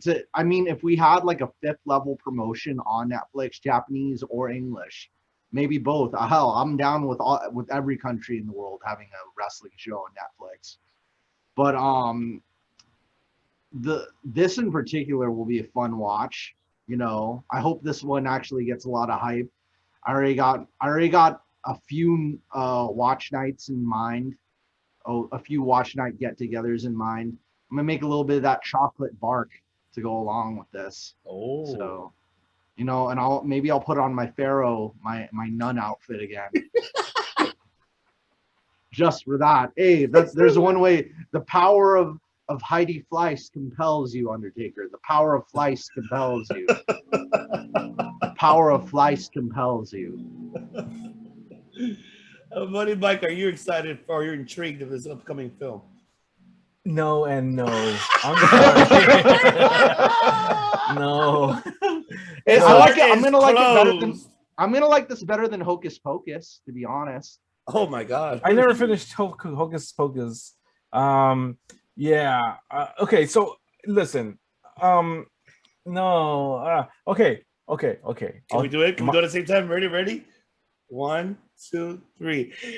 Why would you do that? Oh gosh. We need to make that one of our shirts. Too. Yes, we need to. But it's like us. It's like an anime version of us doing this. Listen, I'm not of the demographic. They're not making this for me. I really don't think so. I feel like this is gonna be some Scooby-Doo stuff for kids, and I'm sure plenty of kids will enjoy it, and more power to them. Trick-or-treating movie. Yeah, it's gonna be like a family film, right? It's not gonna be See No Evil or something or whatever, Texas Chainsaw or nothing like that. It's gonna be for families, right? New Day, Undertaker, WWE, Wendy and Casper, all that good stuff, right? But it's for kids. It's not for me. So of course I'm not gonna like it, or who knows? Maybe, just maybe, I'll take a watch, and maybe the heart is not closed after all. Maybe the door, not the forbidden door, the door is cracking open a little bit there. But we'll see. And to be honest, this is not the first Netflix film that they've done together. They did what was it called? The Main Event or whatever, where the Miz was on it. Yeah. And the kid was the WWE superstar. Yeah. Like a Power Rangers Turbo sort of style. Yeah. So we'll see what happens. Well, Mike, I wonder if it's gonna get to the point where like Undertaker and the New Day are gonna go up to the camera. What was your favorite part of the movie? That was my favorite too. It's like Dora the Explorer, and it's like coochie coo. Your mom and dad are proud of you. Where's my bottle of blackened? Yeah, you might have to drink. Take. I'm gonna have to finish this bottle, solid, just to get through that thing. But yes, there you go. Like they send you a baby binky with the movie or something. Oh man. Jesus. Yes, he's gonna do it. He's gonna do it. Oh god. It's like, oh no. He's gonna do it. Yes. He needs Not, to this drink is it. I mean, now right. I now I know what we need to do to have Mike take shots with us. I just gotta talk about like baby stuff. You know, like crib shop. Oh, goodness Those dogs, gracious. yes. Daddy's gonna tell you why would you do that for sure. All right, very briefly, just going to jump on New Japan news very quick. With the announcement already of G1 Classic, the G1 Climax, excuse me, is out and about. Block A and Block B, not the best one because we all know that New Japan right now, majority of them are in the States. And right now with the whole pandemic era, this is a big scary moment for New Japan because at any time and given, if one of them gets COVID, they're fucked on that tournament for a fact. That's a major fact that I'm really putting it out there. But I'll name very briefly who the participants on this G1 Climax coming up, starting on September the 18th, all the way to October the 21st. So we'll see who. To remind you, the winner. To remind everybody how the G1 works once again, the winner of this overall, they go by points. The winner of it will go into the finals with the other block participants finals, and the winner of that will get a title shot at Wrestle Kingdom in January. So the participant in Block A, we have Great Okan, Kota Ibushi, Tomohiro Ishii, Kenta, Tangaloa, Tetsuya Naito, Zack Sabre Jr., Shingo Takagi, and Yujiro Takashi and Toru Yano on Block A. Block B, we got Jeff Cobb, Evo, Hiroaki Goto, Okada, Chase Owens, Sanada, Taichi, Tanahashi, Tamatanga, Yoshihashi. So I'll go to you, Matt Callis. Are you kind of intrigued with this, upcoming G1? And who do you feel that will take it? I think because there's a lot of outsiders in this picture. It might go back to the outsiders. Yeah. I mean, actually, sorry, I'm a little bit the evening June bugs kind of got me. Sorry, there's not a lot of outsiders in this due to COVID and whatnot. So Japan's a little bit more closed off, but I think this could be the opportunity. Maybe I wouldn't be against them Okada getting the belt back because he's been like the standard holder, because I mean, Okada or Sonata. Sonata hasn't had the belt yet. Maybe it could be his chance. There's another chance for him. So there's a lot of different things, but Okada getting that belt back from Shingo would be, I guess, an interesting occurrence. Wrestle Kingdom, there should be a lot of those matches built up. Will probably be seen in like late fall. Is probably what we'll see. Late fall, December. We're not going to see those matches built up till really late, like a lot later in this year before January. Right. So especially once they get things under control with COVID in Japan, they're going to really want to bring over a lot more of the foreigners because Jay White's over here, Minoru Suzuki's here. A lot of them are here in the United States. And once again, the forbidden door goes both ways. If I were them, I would have done it here in the States. Yeah, and have considering. They should have done that. Bring everybody here to the G1. You know how much it will sell out here if you do it. Do it like the Olympic style. Go to different states. Okay, let's do it here for a 2-night event. Another state here for 2-night. 2-night there. It will, and then end it in Madison Square Garden for the finals. Or at least Wrestle Kingdom have it in the States. I'd be good with Staples Center too. Or even SoFi. Shit, have it here in LA, SoFi. Oh my God. Yeah. I will go crazy excited. And yes. They could go San Diego, go San Francisco. Mm-hmm. San Diego and San Francisco have pretty sizable Japanese population. Exactly. San Fran. I would have gone with San Francisco. Yeah, San Francisco too. Levi Stadium. Oh my God. Yes. Vegas. Baby. Yes. List goes on. Yeah. Reno. Yeah. They could have done all that, man. But we're looking forward to it. They could do the Napa winery. We could chill at the Napa winery. They could do it at Roseville, right on the border of Oregon, just to be like, we here. That's right. That's right. So yeah, stay tuned for that, ladies and gentlemen. So we're looking forward to see how that will work out for New Japan. with the G1. So hopefully, fingers crossed for them. We pray for them the best. Hopefully, nobody gets COVID out there and move forward with the tournament. But I still recommend to have it here. But teach his own. Now, want to go ahead very briefly. 2 more topics before we end the show. One, don't forget this Sunday, ladies and gentlemen, we do have Ring of Honor, which is Death Before Dishonor. Is this Sunday. Make sure you purchase that on ringofhonor.com. Great, actually, a card coming up. We do have the Honor Rumble, which will be a 15-man battle royal on the pre-show. You can watch it on YouTube. I heard there's a couple surprises coming, so I'm excited to see who's going to be that will be coming out in that Rumble, that little battle royale. And of course, we do have the tournament finals for the women's Ring of Honor Women's Championship, which congratulations to Roxy and for Miranda Alice for signing with Ring of Honor. Congratulations, you well-deserved women. Both of you guys are phenomenal athletes. Been knowing your careers from the independent circuits all over, and the AEW as well on Dark and Elevation. Congratulations to both of you guys. Well-deserved. You guys deserve that. And I'm cannot wait for the future will hold for you and Ring of Honor for Women of Honor. And kudos to Maria Kanellis too. She's doing an incredible job to build that women's division as well. Like Mickie James doing with NWA, Maria Kanellis is doing it for Ring of Honor. So I'm very happy for for these legends of like Maria and Mickie herself providing the best pro wrestling content, women of wrestling, all over the world. So I'm very happy for that.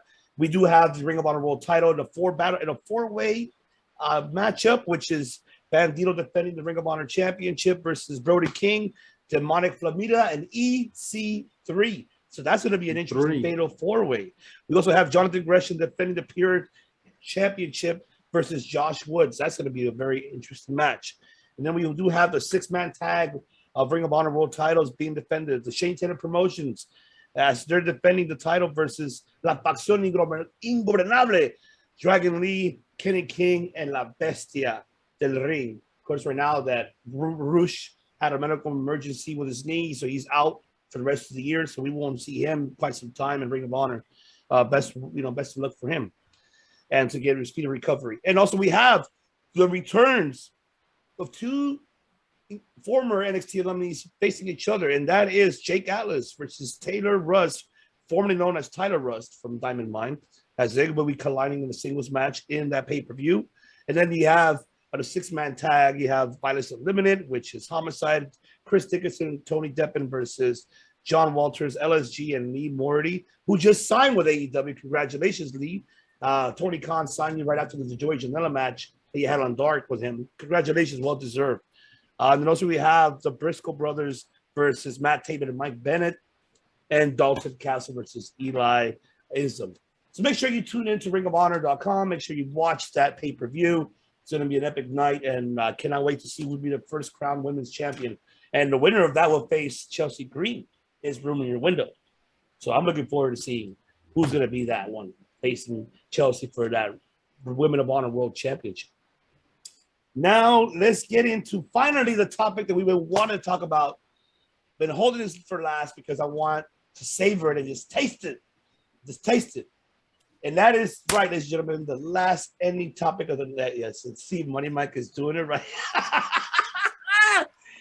And that is KO, Kevin Owens' contract will be expiring next year, 2022, in January. As we did see all over social media, he posted the coordinates of Mount Rushmore. And of course, people are not familiar with Mount Rushmore. Of course, he has a pro wrestling gorilla alongside with Adam Cole and the Young Bucks. We go back and YouTube that, even other media sources, but I'm not going to say it with me, that you're able to actually look for those matches and how that faction became in fruition. And I was even part of it too when I was there too, alongside with What a Mess, Robert Estrada, seeing them there as well. But definitely, looks like he's giving hints here that he might not be staying. And there's also another one too, Sami Zayn. His is coming up in the fall. El Generico. El Generico might be leaving too, right after KO. So, is he putting back on the mask? Is he putting back on the mask? I have no idea. I don't know.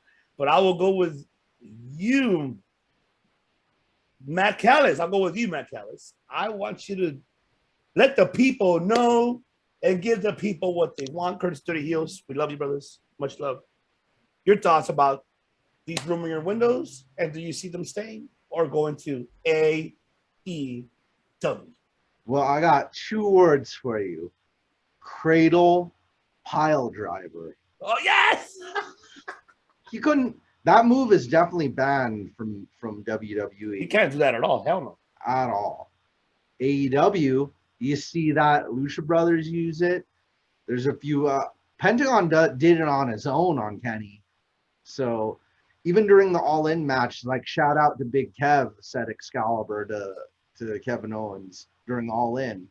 So we're gonna see Kevin Owens's or Kevin Steen kill. Man, I don't think we've ever gotten to hear Kill Steen kill in a full-size arena like that. That's gonna be really cool to hear. Kill Steen kill again. You know, what was it for Kevin? Fight Kevin. Fight Kevin. Fight Kevin. Fight. I like Fight Kill Steen. Steen. Fight Steen. Fight. Kill Steen kill is so cool. Yes. Like, I can't wait to hear that one again. You know, let's bring that back. He didn't. We saw him against Nakamura way back in the day, but Ring of Honor. let's get it. Let's see him against more of the guys. Kev is very underrated in the pro wrestling world. You know, in the Japanese world. Because you have 69 reasons why he's underrated, right? Very, very underrated. Definitely underrated. You know, he would have been really great to have against Misawa if he was still around. But no, it would Marufuji, you know, Marufuji and Kev would be really cool. And I'm not gonna shut up about it until Keiji Muto finally like fully retires. But this is one of those moments where you need to strike while the iron's hot.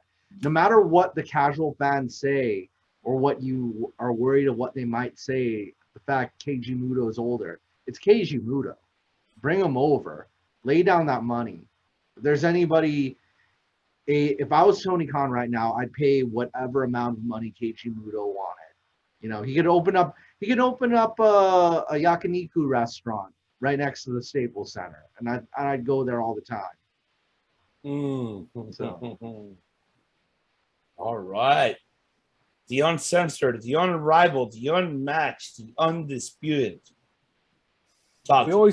We always talk about giving the people what they want. What about what I want? Huh? What about me? What about me? It should have been me. It should have been me. Everybody talks about that, but what about me? What about what? Give me what I want. Give me what I want now. That's not what I want. Give me what I want. Give me what I want. Right. What's that? You want Kevin Owens in AEW? Well, so do I. And so does a lot of people. And you know what? We might just get it. I wouldn't doubt it, man. He's posting cryptic messages. Now, sure, could this be a ploy to get more money out of WWE? Maybe. But really, like, I don't know. I feel like they haven't booked him well at all this year. From the whole the thing that happened where Heyman was supposed to unlock Roman Reigns and all that stuff. And honestly, I don't even, probably because I don't watch the product, but I don't even know what Kevin Owens is up to nowadays. You know, who is he feuding with? Nobody really is more in commentary because Pat McAfee had COVID. McAfee, and that's another thing. I digress. Anywho, Kevin Owens, I'm sure he wants to be in on the action, all in the action. And I would not be surprised about a change to AEW. What about Sammy? Sammy, if one goes, the other goes. I feel it seems like those guys are tied, together almost. And I would not doubt it at all. Do you feel that WWE will offer the figures to KO and Sammy to stay to avoid them to go to AEW? Do you think they have the guts to do that? You know what? It's interesting because if what we've heard is true, that Vince wants tall dudes and a certain type of person. KO and Sammy do not fit that description. So I'm not so sure if they're gonna offer them what they want, what they really, really want, right? So yeah, it'll be definitely interesting to see how or hear about how that negotiation goes. Yeah, I can't wait either to see what's going to happen. And it seems that of what supposedly rumor window is that KO has creative control and is able to decide what he wants to do or not to do. But he could have that over there too. Very true. And remind you that Kevin Owens and Sami Zayn, they're best friends with the Young Bucks. They go way back, even with Adam Cole too, during the PWG era, the Ring of Honor eras. I mean, shit. At least Paul Levesque stopped Samoa Joe from going, because Samoa is another one that is also a buddies with the Bucks as well, and with everybody else in AEW. He could have gone, but Paul made it make sure. Nope, I need him, and it seems that everybody's going to jump ship eventually. Nakamura's going to be another one. Finn Balor's another one too. Nakamura, please. That's what I want. I want Finn Balor to jump. Yep. Man, all the Bullet Club leaders. Yeah, AJ. Oh my God, I feel like that probably won't happen. But man, if AJ jumps, man, that's like it's over for WWE. It's over. Yeah, it's over. You just lost. It's over now. Freaking Scorpio. Nothing is over. Nothing. But it's gonna be over. If AJ, Finn, Nakamura, get over here, KO, and Sammy, all those 5 top talents that they had 2016 for so many years, leave the company, they're done. They have to rely now on Roman. They have to now push on Seth Rollins now. And that's something that you don't want to do, because you're going to make him irrelevant, because you have him on TV every week by week by week. But that's already happening. Oh, now. Yeah, I know that, but they won't have epic storylines with other opponents, because all that is done. Okay, enough. Comment, please. If you're watching this, comment. Why do you watch WWE still? I honestly, in my heart of hearts, I want to know why people watch it. I think they miss your debate with David Gomez. Probably. I don't know. Better tell him. Yeah, David. Oh, get back on here. Tell me, why do you watch it?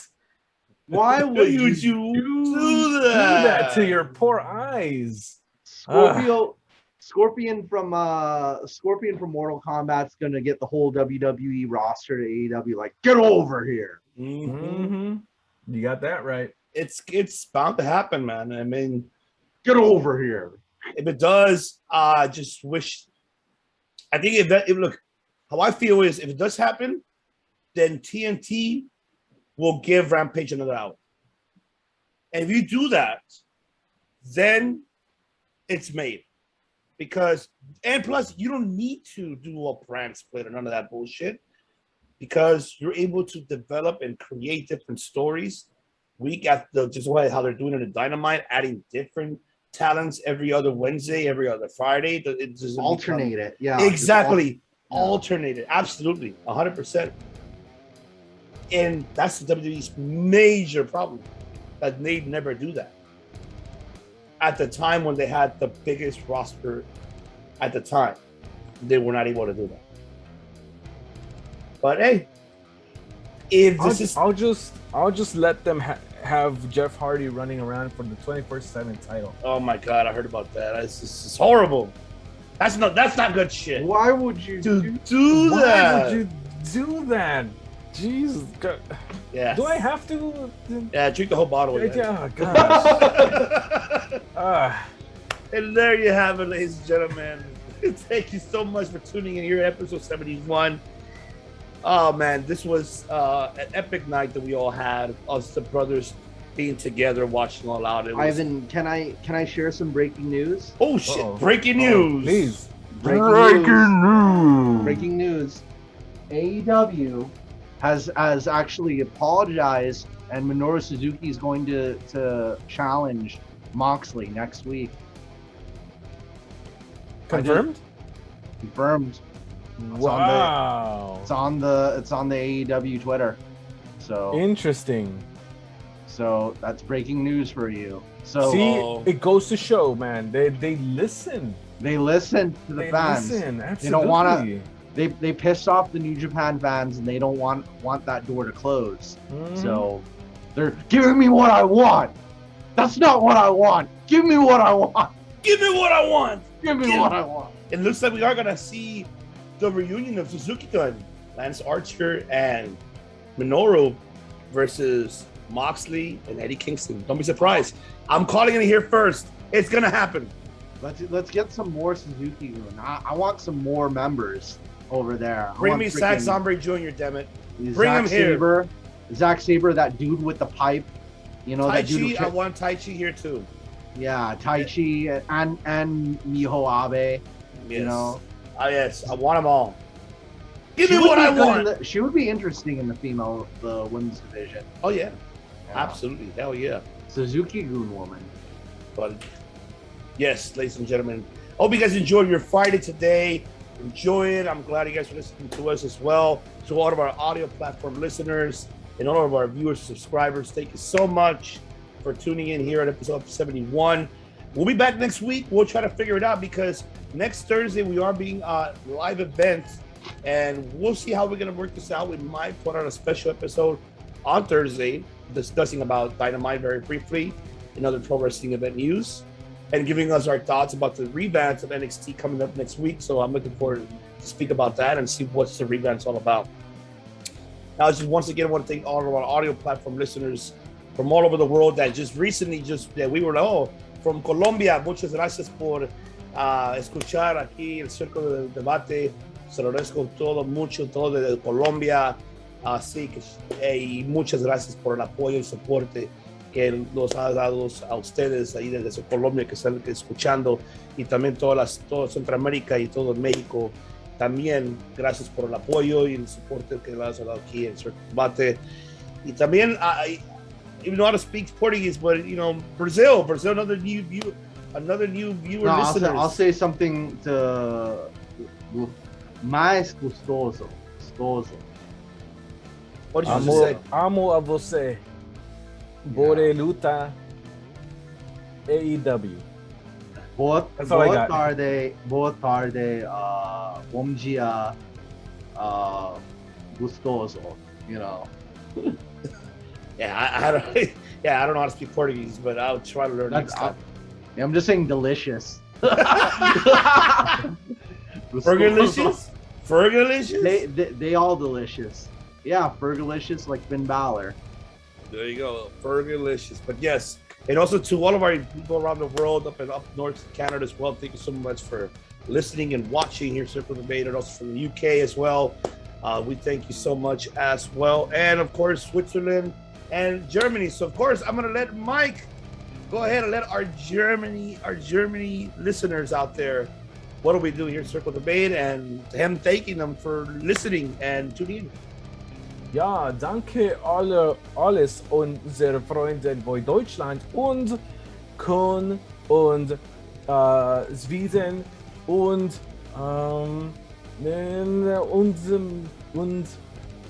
alles Europe. Danke für hören Sie Circle of Debate. Wir lieben Sie. Guten Abend, guten Tag. Alles. Tschüss. Mwah. Danke. Yeah. Yeah. Auf Wiedersehen. There you go. And also to our listeners in India as well. Thank you very much for also tuning in all over the world from India. And we wish you everyone for the best. And also here in the States as well, California, all of our SoCal pro wrestling fans, and around all over the U.S., the East Coast, Midwest, and here in the West Coast as well. So we'll be back with another one next week, ladies and gentlemen. We'll keep you updated, but don't forget to tune in this Sunday, our top 5, which is our top 5 best babyface turns. We didn't have one last weekend because we were busy watching All Out, and we had to be tuned in, so we did not take out a top 5. But you'll see it this Sunday our top 5 babyface turns that we enjoyed very much, and much more coming. So, before I let everyone go, I'm gonna go ahead and have my brothers here to close it out here. So I'm gonna go ahead and say, to the undefeated, to the undisputed, to the unrivaled, to the unmatched, to the uncensored, and crack a barrel, because he's cracking a barrel right now because Matt pissed him off all day today. He's been drinking a bottle. Money, Mike Lopez. Money, by God, a podcasting like Mike Lopez. And of course, this individual that. Because we don't just make podcasts, we make history. Woo! I was gonna say we don't just make podcasts. We make pudding pops and spin rims and 40 ounce. And ice cream bars. Ice cream bars. There you go. And of course, the 6'9" man with the 6'9" reasons, for the 6'9" questions, and the 6'9" answers, because he loves that 6'9". Holy That crap. is Matt MGC Don Cat Steamboat for us saying, we bid you do. Mwah. Good day and good night.